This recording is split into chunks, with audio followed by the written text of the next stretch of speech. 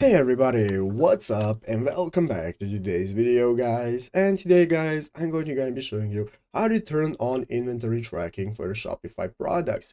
This is a very simple thing to do, so make sure that you watch this quick and easy video till the very end, follow my steps correctly, so you can make sure that this works the same for you and you can do this yourself.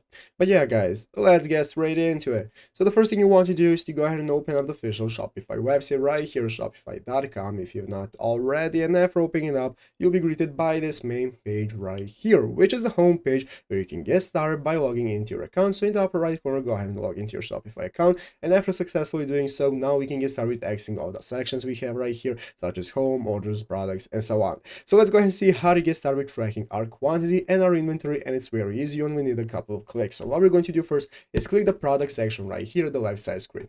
After clicking the product section, guys, this is now going to go automatically going to open up this new menu where you can take a look at all the products that you have and that you are selling. So what we're going to do is open up the product that we want to track the inventory for. So go ahead and open it up. And after opening up our products, guys, this is now going to open up the product menu where we can edit it. And what you can do is scroll down all the way down until you find this inventory section. And guys, as you can see under inventory, there is going to be an option that says track quantity. And this is what we want to do. So you want to turn it on if it's not already on. You want to turn it on by checking it right here. And now your quantity is going to be tracked. So if you go into your inventory section right here, the left side screen, you'll be able to see all the options that you have for your inventory, how much is available, unavailable, and so on. So this is how you can get started tracking your inventory. But yeah guys, basically that's how to do it. So I hope this video was helpful. If it was, make sure to leave a like, subscribe to the channel. So guys, thanks for watching, take care, and bye.